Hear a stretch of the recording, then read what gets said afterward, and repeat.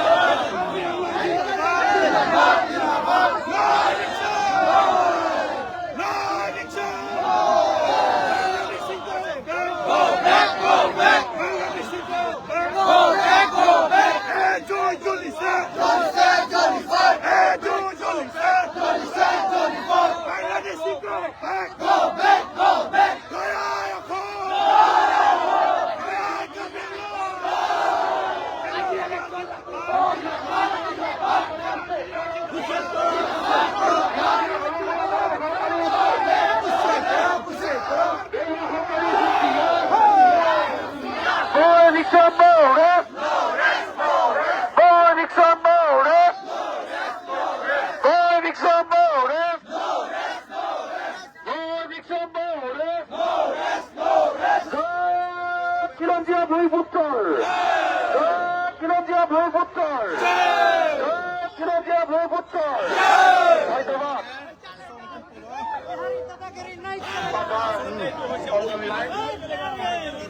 আপোনালোক সকলোকে এই খেলপথাৰত সমবেত হ'বলৈ অনুৰোধ জনালো যিহেতু আজি কি উদ্দেশ্যে প্ৰতিবাদ কৰিছিলো আৰু ভৱিষ্যত আমাৰ কাৰ্যপন্থা কি হ'ব এই সকলোখিনি আপোনালোকে জানি লওক সেয়েহে ইয়াত হওক আৰু আমাৰ এই ঐক্য আপোনালোকক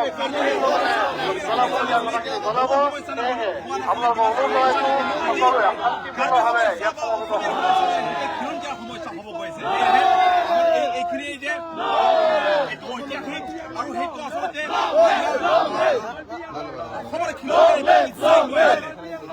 সকলোৱে একেলগে চলিব খিলঞ্জীয়াসকলে যে ঐক্য হ'ব লাগে খিলঞ্জীয়া ভূমিপুত্ৰ ঐক্যবদ্ধ সংগ্ৰাম খিলঞ্জীয়া ভূমিপুত্ৰ ঐক্যবদ্ধ সংগ্ৰাম জিন্দাবাদ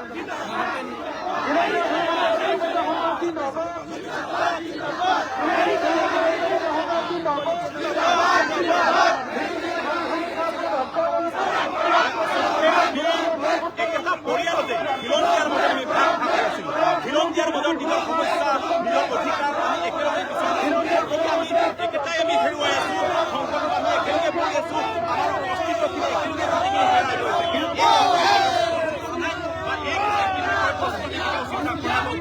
আমি বিবেচনা কৰে কিন্তু আজি কাৰ্গিল আছে এইটো ঐতিহাসিক যে আমাৰ মাজত ভেদভাৱ আমাৰ মাজত এই ঐক্য নোহোৱা একতা নোহোৱা সেই এটা এক হ'ব গৈ আছে হৈছে আমাৰ ঐক্য মঞ্চ হৈ আছে আমাৰ সমন্বয় কৰিছে ক'ৰবাত আমাৰ হৈ আছে ক'ৰবাত অসমীয়া ভাষাৰ ভুল আছে ক'ৰবাত নিজৰ মাজত সেই কথা বতৰা বা এটা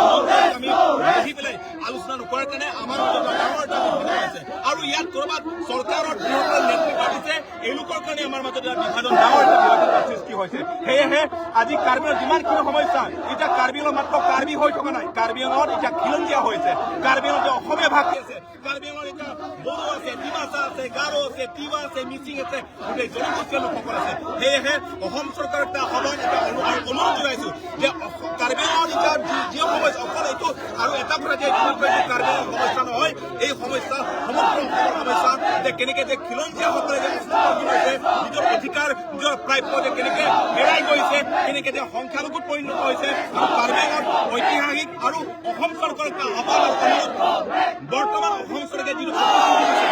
সেই প্ৰতিশ্ৰুতি যদি কাৰ্যকৰী নকৰে বা ক'ৰবাত যদি আমাক বিশ্বাস কৰে কাৰ্বি আংলং এতিয়া মাত্ৰ কাৰ্বি নহয় এতিয়া খিলঞ্জীয়া হ'ব গৈ আছে খিলঞ্জীয়া বঁটা হ'ব গৈ আছে সেই ঐক্য মঞ্চৰ পৰা যেতিয়া আমি মাত মাতিম চিঞৰিম, কিন্তু গোটেই অসমখন জোকাৰিব।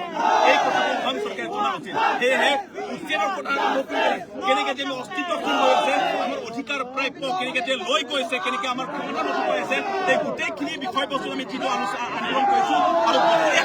ইয়াত যিটো উচ্ছেদ কৰিবলগীয়া আছে, এই উচ্ছেদ কৰাবোৰ যেতিয়ালৈকে কাৰ্যকৰী নকৰে আমাৰ আন্দোলনবোৰ চলি থাকিব। আৰু আমি অপেক্ষাত আছো, সেই অপেক্ষাটোতে চৰকাৰে সিদ্ধান্ত লৈছে, প্ৰতিশ্ৰুতি দিছে, বিহুৰ পিছলৈকে আমি অপেক্ষা কৰিম। যদি নহয় কাৰ্বি আংলঙত ডাঙৰ এটা গণসমাৱেশে হওক বা গণতান্ত্ৰিক এটা আন্দোলন হওক, এই আন্দোলনখিনি জাৰি হৈ থাকিব। আৰু এই ঘটনা নহয়, কিবা এটা পৰিস্থিতি যদি দেখিবলগীয়া হয়, সেইটো মূল দায়ী হ'ব চৰকাৰ আৰু প্ৰশাসনে গোটেই দায়ী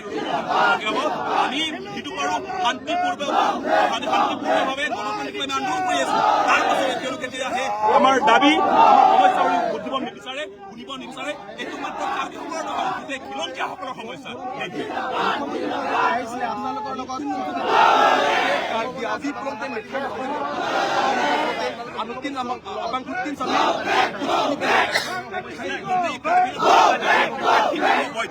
এই বৈঠক হোৱাৰ পাছত পৰিষদৰ লগত দ্বিতীয়বাৰ বহিব গৈছে, 17 তাৰিখলৈ গৈছে। বৈঠক হ'ব নে নহ'ব এই কথা এতিয়ালৈকে স্পষ্টীকৰণ কৰা নাই। সেয়েহে যদি নহওক আমি অপেক্ষাত আছো। আৰু অসম চৰকাৰে বা মুখ্যমন্ত্ৰী ডাঙৰীয়াৰ যিটো প্ৰতিশ্ৰুতি দিছে, পৰিষদৰ মুখ্য কাৰ্যবাহী সদস্য ডাঙৰীয়া তেওঁলোকে যিটো প্ৰতিশ্ৰুতি দিয়ে, সেইটো যদি কাৰ্যকৰী হয়, পূৰণ হয়, আমি আজিলৈকে কোনো এটা নিৰ্দিষ্ট পাৰ্টি বা আমি বেয়াকে কোৱা নাই, আমি সমালোচনা কৰা নাই। আমাৰ কথা হৈছে আমাৰ খিলঞ্জীয়াৰ সমস্যাবোৰৰ সমাধান কৰক, সেইটো আমাৰ মূল কথা। আৰু হিমন্ত বিশ্ব শৰ্মা ডাঙৰীয়াৰ যিটো কথা দিছে আমি সন্মান কৰিছো, ৰাখিছো। ইয়াত হয় নহয় কাৰ্বি দেখিব, কিন্তু বৰ্তমান কাৰ্বি নহয়, গোটেই খিলঞ্জীয়াসকল ঐক্য মঞ্চত এই আন্দোলনখিনি দেখিব। কিন্তু এই সময়ত কেনেকে যে কাৰ্বি আংলঙৰ পৰিস্থিতি হ'ব, গোটেই অসমখনত কেনেকে পৰিস্থিতি হ'ব, সেইটো সময় গোটেইখিনি দেখিব। সেইটো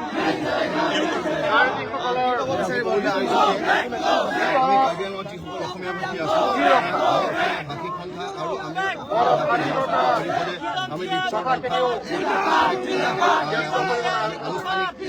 সভাত আমি মিলিত হৈছিলো। আৰু সভাত আমি মিলিত হৈ আমি তেওঁলোকৰ সমস্যাসমূহ আৰু আমাৰ যি কাৰ্বিআংলঙত বসবাস কৰা যিসকল মানুহৰ অসমীয়া ব্যক্তিসকলৰ যিবিলাক সমস্যা আছে, সেইবোৰ আমি তেখেতসকলৰ আগত অৱগত কৰিছিলো। আৰু সেই অৱগত কৰা তেখেতসকলে উপনীত হৈ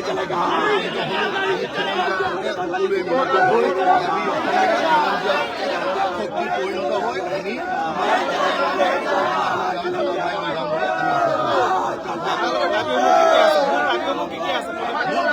আমি সমসাময়িকভাৱে কাৰ্বি ভাই বন্ধু হিচাপে, আমি খিলঞ্জীয়া হিচাপে, আমি অসমীয়াসকলে আমি অসমৰ আমাৰ কাৰ্বি আংলং খিলঞ্জীয়া হিচাপে আমি ভাইসকলৰ দৰে আমি সা সুবিধা আজি তাৰিখ পাৰ তাৰিখৰ পাৰ হৈ আজি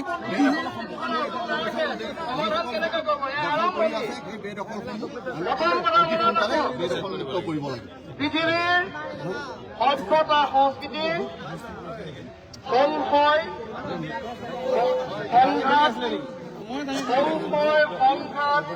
পৰিৱৰ্তনৰ মাজতে পৃথিৱী বৃদ্ধি হয়, এইকেইটা হৈছে মূল কথা। আৰু এই সংশয়, সম্ভাৱনা আৰু পৰিৱৰ্তন, সংশয়ত আমি পাৰ কৰিলো,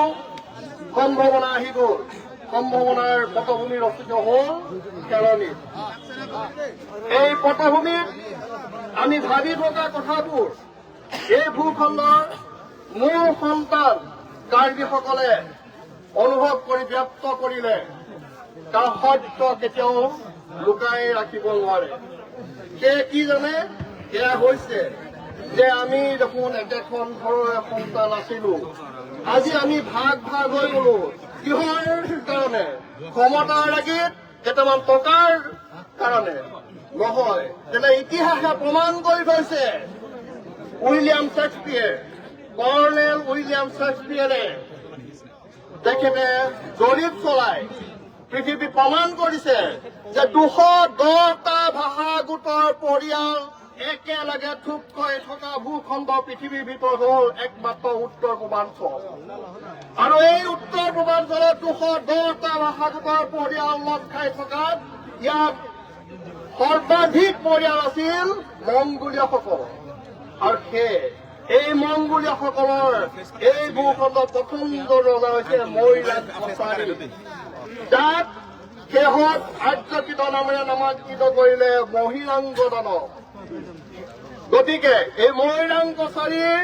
এই ৰাজ্যখনৰ এই মংগোলীয় বংশধৰ তাত আহি সংযোগ ঘটিছিল ককেচিয়ানসকলৰ আৰু এইসকলে পৃথিৱীৰ প্ৰথম সভ্যতা হৰপ্পা সভ্যতা খ্ৰীষ্টপূৰ্ব ৩,৩০০ বছৰৰ আগত সৃষ্টি কৰিছিল সভ্যতাৰ সৃষ্টি কৰা এই মংগোলীয় বংশৰ সন্তানসকল এই উত্তৰ পূৰ্বাঞ্চলত সিঁচৰিত হৈ আছে আৰু এইসকলে হ'ল ভাৰতীয় সংবিধানে প্ৰদত্ত কৰা এইসকলে হ'ল ট্ৰাইবেল খিলঞ্জীয়া ভূমিপুত্ৰ এই ভূমিপুত্ৰসকলক সভ্যতাৰ গঢ় দিয়া পৃথিৱীত প্ৰমাণ হৈছে শেহতীয়াকে আমাৰে সন্তান ভাস্কৰ বৰদলৈ পুৰাতত্ত্ববিদ শিলা স্তম্ভৰ দ্বাৰা প্ৰমাণ কৰিছে চেলেঞ্জ দিছে মই যোৱাকালি কথা পাতিছো যে পৃথিৱীত সভ্যতাৰ ভাষা লিপি শিকোৱা জনগোষ্ঠীখিনি একত্ৰিত হৈ থকা ভূখণ্ড হ'ল এই উত্তৰ পূব ভাৰত গতিকে আমাৰ বিবেক অন্যতকে বহুত বেছি আমাৰ মগজু বহুত বেছি গতিকে উগ্ৰ নহব এতিয়া আহিল ঠাণ্ডা মগজুৰে আমি কাম কৰিব লাগিব শীতল হৈ আমাৰ যিহেতু সংশয় সম্ভাৱনা এতিয়া সংশয় গুচি গ'ল সম্ভাৱনালৈ আহিল এই সম্ভাৱনাৰ মুহূৰ্তত আমি যিবোৰ কাৰ্বিসকলৰ পৰা আবেদন লাভ কৰিলো সেয়েহে আজি এই ক্ষেত্ৰখনত আমি একত্ৰিত হবলৈ সক্ষম হলো ইয়াৰ পিছত এতিয়া আহিব পৰিৱৰ্তন কেনেকে আহিব এই পৰিৱৰ্তন হ'ল ইয়াত যিমানখিনি খিলঞ্জীয়া ভূমিপুত্ৰ আছে এইখিনি এতিয়া আমি সকলো একগোট হ'ব লাগিব একগোট হোৱাৰ ই যে সত্য হবই ইয়াক কোনেও ৰুধিব নোৱাৰে কাৰণ ইতিহাস ইমান মিছা হ'ব নোৱাৰে হয় সেইকাৰণে আমি ঐক্যটো খুব সুদৃঢ়ভাৱে হ'ব লাগিব ইয়াৰ পৰা এটা বাৰ্তা যাব লাগিব অসম তাৰপিছত উত্তৰ পূৰ্বাঞ্চল তাৰপিছত ভাৰতবৰ্ষ তাৰপিছত বিশ্বলৈ যে আৰম্ভণি কৰিছিল এই খিলঞ্জীয়া ভূমিপুত্ৰসকলে পৃথিৱীৰ ভাষা সংস্কৃতি শিকাইছিল আৰু এতিয়া এই দুৰ্যোগ মুহূৰ্তত আকৌ এখেতসকলে নেতৃত্ব ল'ব লাগিব যাহত এইকেইটা হৈছে মূল কথা তাৰপিছতে আহিল কাৰ্বিসকলে কৰা সংগ্ৰামখনক অসম চৰকাৰ আৰু কাৰ্বি পৰিষদে সন্মান জনাবলৈ বাধ্য হৈ পৰিল বাধ্য হৈ ঘোষণা কৰিলে উচ্ছেদ চলাব আৰু সেই উচ্ছেদ চলাই কাৰ্বি ভূমি সুৰক্ষা দিব গতিকে আমি এই চেগতে অসম চৰকাৰ আৰু কাৰ্বি পৰিষদক আমাৰ খিলঞ্জীয়া ভূমিপুত্ৰসকলে আমি ধন্যবাদ জ্ঞাপন কৰিছো সেইদিনাখন আমি আঁকোৱালি লৈ থাকিম যদিহে তেখেতসকলে এই যিটো প্ৰতিশ্ৰুতি প্ৰদান কৰিছে লিখিতভাৱে এইটো যদি কাৰ্যকৰী নকৰে তেতিয়াহ'লে আমি বুজিম যে এইসকল আচলতে ভূমিপুত্ৰ খিলঞ্জীয়া ভূমিপুত্ৰ মৰ্ম বেদনা উপলব্ধি কৰা এই শাসক নহয় সেইদিনাখন তেতিয়াহ'লে ইয়াৰ কাৰ্যপন্থাটো আকৌ বেলেগ হ'ব চাগে কিন্তু সেই দিনটো নাহক আমি আশা ৰাখিছো এই চৰকাৰ অসম চৰকাৰ আৰু কাৰ্বি পৰিষদৰ দুইজন মুখিয়াল নেতাই যিটো সিদ্ধান্ত লৈছে সেই সিদ্ধান্তক কাৰ্যকৰী ৰূপ দিয়ক ইতিমধ্যে আমাৰ সন্মানীয় কাৰ্বিসকলৰ সেই বেদনাৰ লৈ পেলাই চৌদিশে ঘূৰি ফুৰা সন্মানীয় লিপচলংভাই সকলোতে কৈছে আমি তেখেতসকলক সন্মান জনাবলৈ ৰৈ আছো কিন্তু প্ৰতি সন্মান ল'ব পৰাকে সেই কাৰ্যৰূপ তেওঁলোকে দিব পাৰিব লাগিব যি নহওক আমি এয়া কোনো চৰকাৰৰ বিৰুদ্ধে সংগ্ৰাম নহয় এয়া কোনো দল বিৰোধী সংগ্ৰাম নহয় এয়া হৈছে খিলঞ্জীয়া এক হোৱাৰ খিলঞ্জীয়া ভূমিপুত্ৰ এক হোৱাৰ সংগ্ৰাম আৰু এই খিলঞ্জীয়া ভূমিপুত্ৰই একত্ৰিত হৈ আমি যিখিনি আমাক কোনো এটা ভাৰতবৰ্ষৰ সংবিধানৰ এটা আঁতৰত থকা বিহাইণ্ড দ্য স্ক্ৰীন এটা গ্ৰুপ আছে সেই গ্ৰুপটোৱে যি ধৰণে গোটেই ভাৰতবৰ্ষ পৰিচালনা কৰি আছে সেইটো চাগে সোনকালে প্ৰকাশ ঘটিব আৰু সেই প্ৰকাশ ঘটাৰ পিছত পুনৰ চাগে অসম উত্তৰ পূৰ্বাঞ্চলৰ ভাৰতবৰ্ষখন আকৌ সুন্দৰ হৈ পৰিব গতিকে আমি আশা ৰাখিছো সকলোৰে ওপৰত বিশ্বাস আছে এই পৰিৱৰ্তনৰ পিছতে আমাৰ শ্ৰীবৃদ্ধি হ'ব গতিকে এইখিনি সময় হৈছে সাংঘাতিক এটা মানে ভয়াৱহ সময় কিন্তু এই সময়খিনি যদি আমি সুকলমে যদি আমি অতিক্ৰম কৰিব পাৰোঁ তেতিয়াহ'লে আমাৰ পৰিৱৰ্তনৰ দিশ অনিবাৰ্য, কোনেও ৰোধ কৰিব নোৱাৰে। পৰিৱৰ্তন হোৱাৰ লগে লগে শ্ৰীবৃদ্ধি হ'ব। গতিকে মই এইখিনিতে আজি এই পৰিৱেশ যে সৃষ্টি হ'ল, এই পৰিৱেশত গকলীয়া ঘাট অঞ্চলৰ বিভিন্ন অঞ্চলৰ পৰা অহা অসমীয়া ভাষিক খিলঞ্জীয়া জনগোষ্ঠীসমূহক মই তেখেতসকলৰ সহযোগিতাৰ বাবে আমি সঁচাকে সুখী হৈছো। এইকাৰণে সুখী হৈছো, সঁচাকে সকলোৱে অন্তঃকৰণে কাৰ্বিসকলকে আহ্বান আঁকোৱালি লৈছে। গতিকে এই আহ্বান যেনে চিৰস্থায়ী হওক আৰু ইয়াৰ পৰাই যেনে সমগ্ৰ পৃথিৱীলৈ এটা বাৰ্তা যাওক আৰু সমগ্ৰ অসম উত্তৰ পূৰ্বাঞ্চলৰ সকলো খিলঞ্জীয়াই অনুভৱ কৰক যে কাৰ্বিসকলৰ পটভূমিৰ পৰা যি খিলঞ্জীয়া সকলৰ ঐক্য, এই ঐক্যত আগবাঢ়ক আৰু আমিও অংশগ্ৰহণ কৰিম। সেই আশা ৰাখি মই মোৰ ক'বলগীয়াখিনি মই সামৰণি মাৰিছো আৰু সকলোকে শান্ত মনেৰে এই কথাখিনি এই সংগ্ৰামখন চলাই নিয়াৰ কাৰণে সকলো আজি যিধৰণে কোনো নেতা নোহোৱাকে, কোনো সংগঠন নোহোৱাকে স্বতঃস্ফূৰ্তভাৱে যিটো আগবাঢ়ি আহিছে, সেই ধৰণে যাতে অনাগত দিনত সকলোকে পাওঁ, সেই আশা ৰাখি মই মোৰ মাইক্ৰফোনটো সন্মানীয় অলিচৰণ দেৱলৈ মই আগবঢ়াই দিছো। ধন্যবাদ।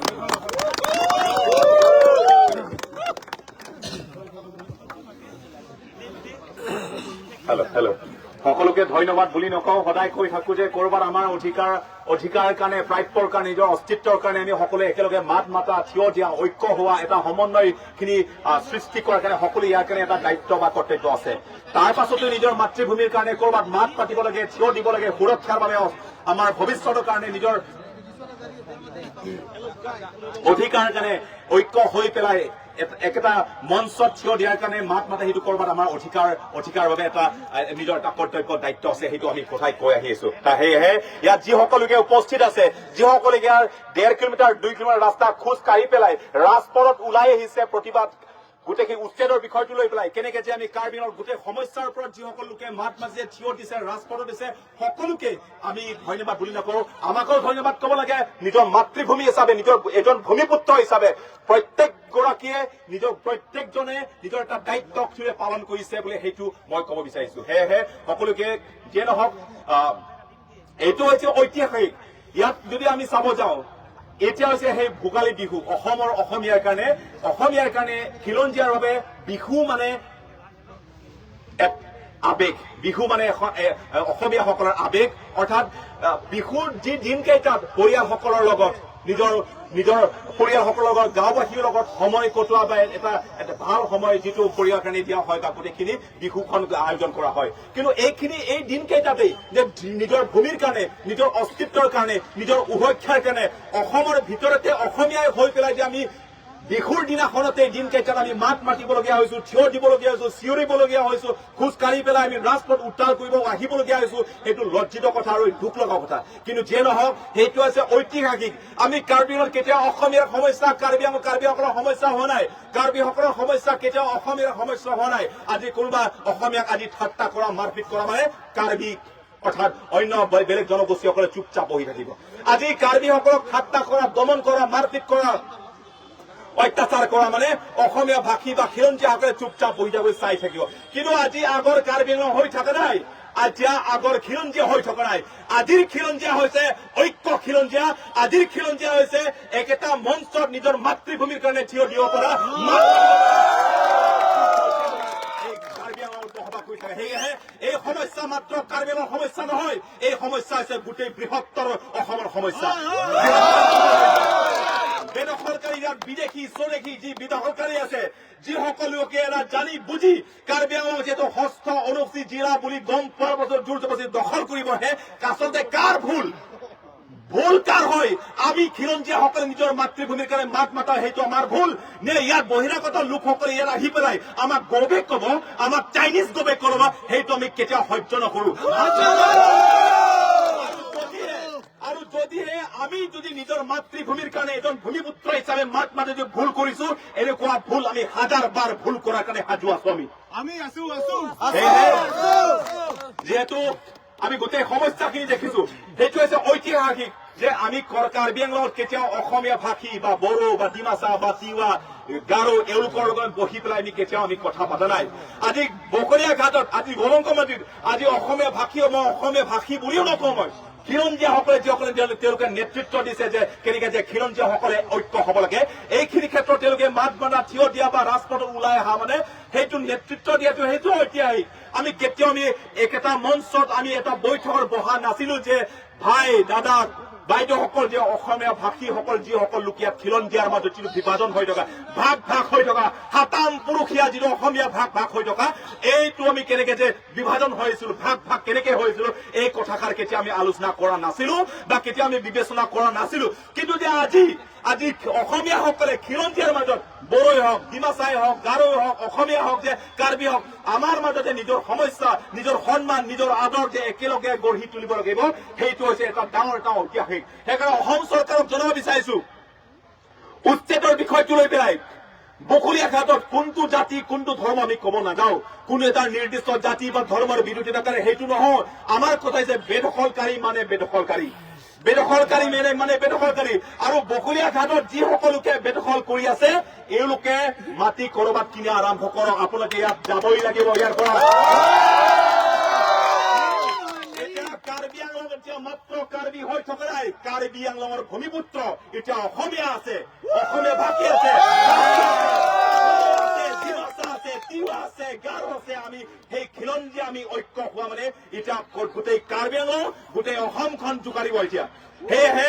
অসমৰ মুখ্যমন্ত্ৰী ডাঙৰীয়া হিমন্ত বিশ্ব শৰ্মা অৰ্থাৎ অসম চৰকাৰ দিছপুৰবাসী যিসকল লোক আছে আপোনালোকে এটা কথা জনা উচিত কাৰ্বি আংলঙত এতিয়া মাত্ৰ কাৰ্বি হৈ থকা নাই এতিয়া খিলঞ্জীয়াৰ বতাহ আহি আছে আৰু সেই খিলঞ্জীয়াৰ বতাহটো গোটেই অসমখন জোকাৰিব গৈ আছে আৰু ইয়াতে এটা কথা ক'ব বিচাৰিছো সদায় কৈ আহিছো কৰবাত আমাৰো ভুল আছে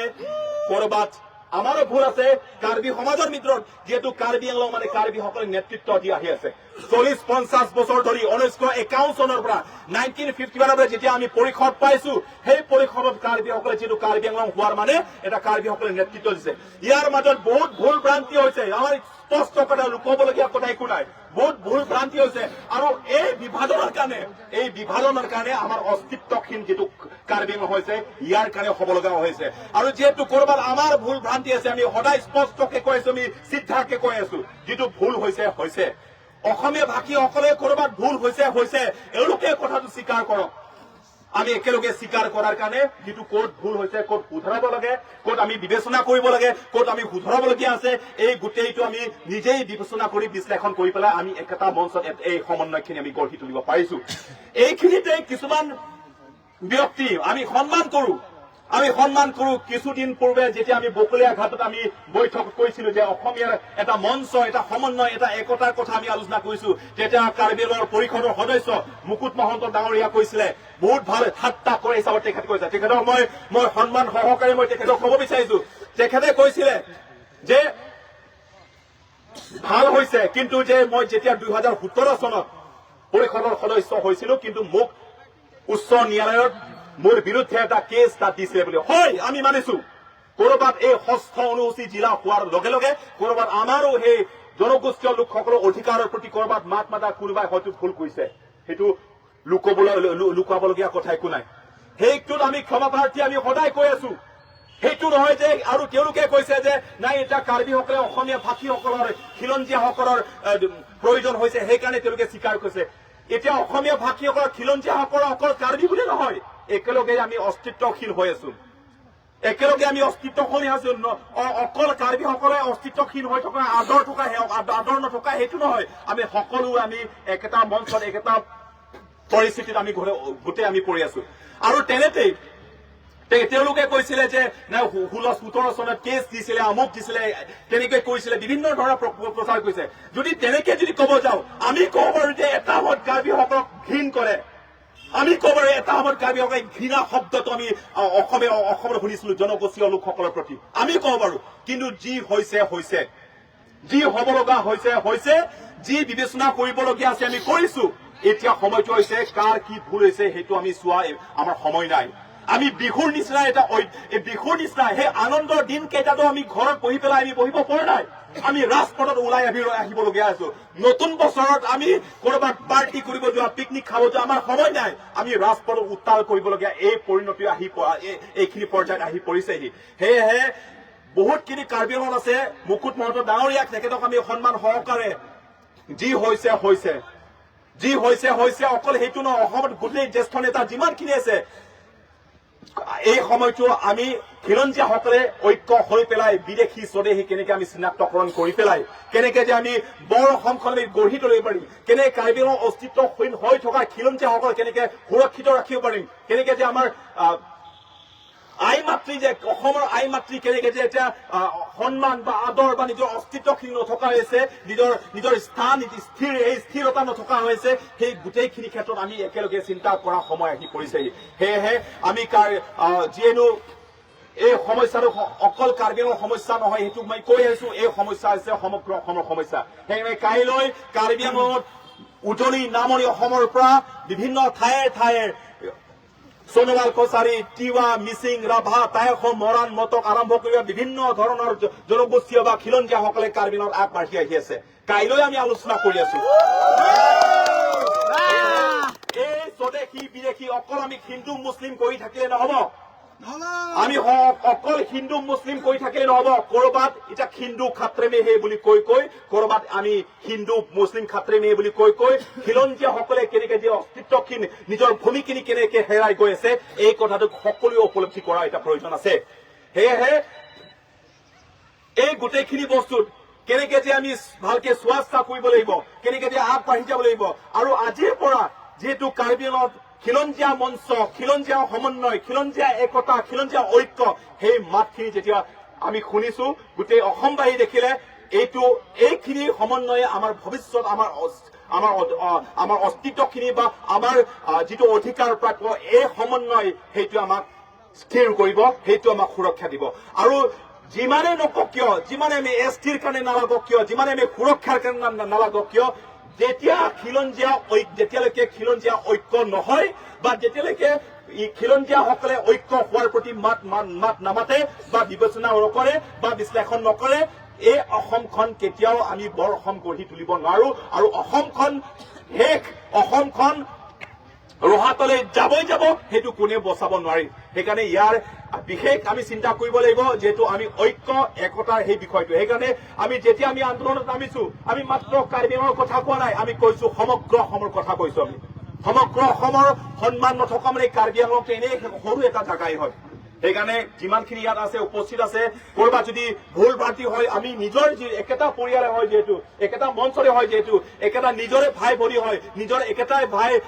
দাদাসকল গোটেইখিনি হয়, আমি নিজৰ মাজত শুধৰাব লাগিব। আলোচনা মৰ্মত আমি যিকোনো পৰ্যায় নহয় কিনে আমি আন্দোলনে নহওক কিয় আমি সেইটো চোৱা চিতা কৰিব লাগিব। সেইখিনিয়ে আমি সকলোকে ধন্যবাদ জ্ঞাপন কৰিছো, যিহেতু ইমান ডাঙৰ দেৰিকে মোৰ বক্তব্য ফাটি যোৱা আৰু সেই গ্ৰামাৰক অসমীয়াত কি কয়, গ্ৰামাৰ ব্যাকৰণ হয়, মোৰ অসমীয়াৰ ব্যাকৰণটো হয়তো কৰবাত ভুল হ'ব পাৰে, কিন্তু তাৰ পাছতে আপোনালোকে যে ভালকে শুনিছে বা সময়খিনি তালৈকে ধন্যবাদ জ্ঞাপন কৰিছো। সেই আন্দোলন কৰিছো, আন্দোলন কৰাৰ কাৰণে বা ৰাজপথ ওলাই হোৱাৰ কাৰণে ধন্যবাদ দিয়া নাই, কৰবাত মোৰ ব্যাকৰণ বেয়া হোৱাৰ পাছতে আপোনালোকে মোৰ কথা শুনিছে, সেইবাবে ধন্যবাদ দিছো। সেয়েহে সকলোকে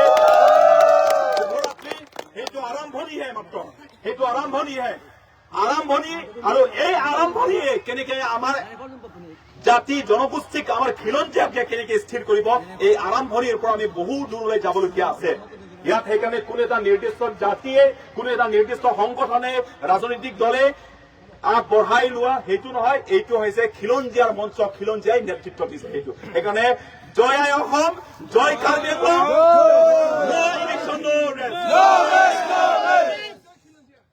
জয় খিলঞ্জীয়া।